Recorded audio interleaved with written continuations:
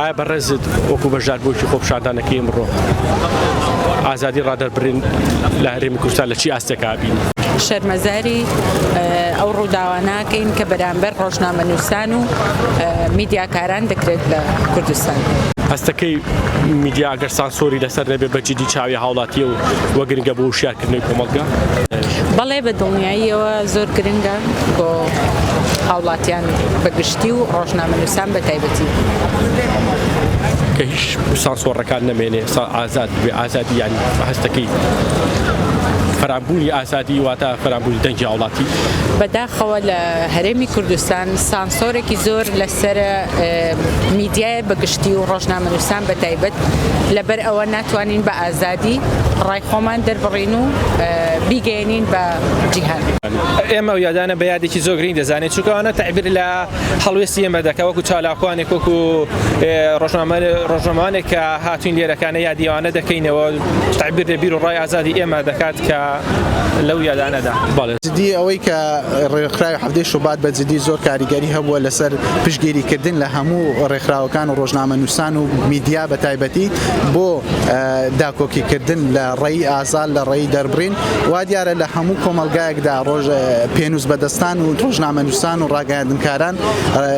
پێشەنگن بۆ کۆمەلگادا بەڵام بەداخەوە لە ژێر یاسا و دەسەڵاتێکی ناداتپەروەرانی ناحکومڕانی بنەماڵەییدا هیچ یاسایەک نییە و دوا دیارە یان لە کوچی زیندانیانەوە تا شەهید کراون. بەڵێ هەستەکەی بەڕاستی میدیا ئەگەر سانسۆری لەسەر نەبێ و ئازاد بێت تعبیرە لە ڕنگ و دەنگی هاوڵاتی؟ بەڵێ بە دڵنیاییەوە کە ڕێ میدیا ئازاد بێ وەکو چاوی کۆمەلگایە کە ناشیرنیەکانی کۆمەلگادا خراپەکاریەکان و گەندەڵکاری حکومڕانی نیشانی کۆمەلگا دەدات و بۆ دووبارەکردنەوە و هەڵسەنگاندن و دەنگدان بە کۆمەلگایەکی تازەدا و بۆ سەرکەوتنی ببێتە پێشنگێکی جوان بۆ کۆمەلگا.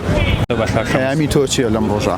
لە یادی تیرۆرکردنی ڕۆژنامەنووسکەوە گەرماییدا دەڵێن بەداخەوە لە هەرێمی کوردستان لەژێر دەسەڵاتی بنەماڵەدا ترس و تۆقاندن و تیرۆر و کوشتن درێژەی هەیە و ژیانی هیچ کەسێک پارێزراو نییە بە تایبەت ئەوانەی کە بیانەوە بە قسەکردن یاخۆ بنووسین تعبیر لە ئازارەکانی خەڵکی بکەن ڕوبەڕووی زیندانیکردن و تیرۆر و کوشتن دەبنەوە لە نمونەی کاوە گەرمیانی و سەردەژ عوسمان و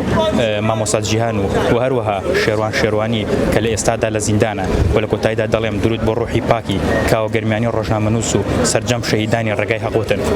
بەڵێ بەداخەوە 11 ساڵ بەسەر تیرۆرکردنی کاوە گەرمیانی تێپەڕێ هەتا ئێستا بکوژانی کاوە گەرمیانی نەدۆزراوە تۆمە جێداخە حکومەت هیچ بایەخێکی بۆ نییە تیرۆری ڕێگا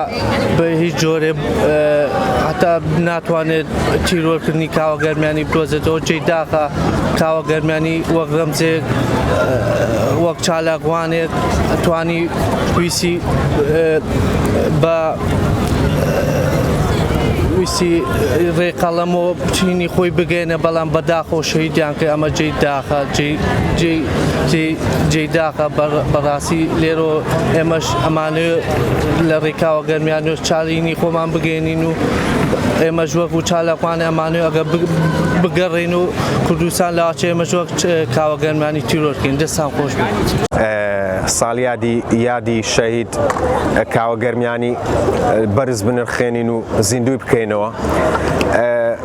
ئەو دەستە ڕەشانە کۆتاییان پێ نایە لە دواوی مامۆستا هێرش و چەندین شەهیدی کەمان لەو ڕێیە ڕۆیشتن بەداخەوە. هیوادارم خەڵک تێبگا کە ئەوانە گۆڕانکاریان لەدەست نایە چاکبوونیان لەدەست نایە یعنی هەرچەند ئەوە 20 چەندێک ساڵە ئەمن ئەو شاعرەکە 20 چەند ساڵ پێش ئێستا وتراوە دەستخۆشی لە شاعری گەورە مامۆستا عەبدوڵڵا پەشێو دەکەم کە تاوەکو ئەم ڕۆژۆتە شاعرەکەیم دووبارە کردەوە هەر شاعرەکەی لە بۆ ئەو کەسانە ئێستاش هەر زیادە و کەم نییە. ئامی خۆمان ئەنێرین بۆ دەسەڵاتداران و بۆ زاڵمان و بۆ شەمشەمە شوێرەکانی دوژمنی ئازادی و دەسەڵاتی کوردی و کە هەرگیز دانانێن بە ئازادی و دەنگی ئازادا و و دژمنی ئازادین و سەرشۆڕی و ڕسوایی بۆ بکەرانی ئەو تاوانە خێزەونە و دژمنانی ئازادی و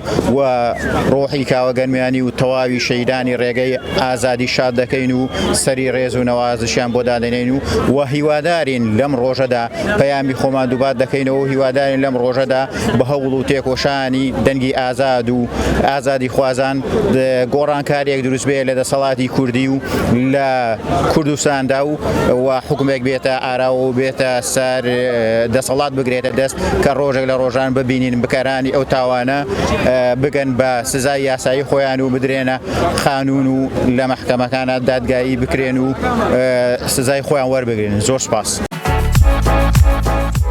BK4 ستایلی نوێ، بەرنامەی جوان، خزمەتی باش، دەنگ و ڕەنگی کوردانی تاراوگە.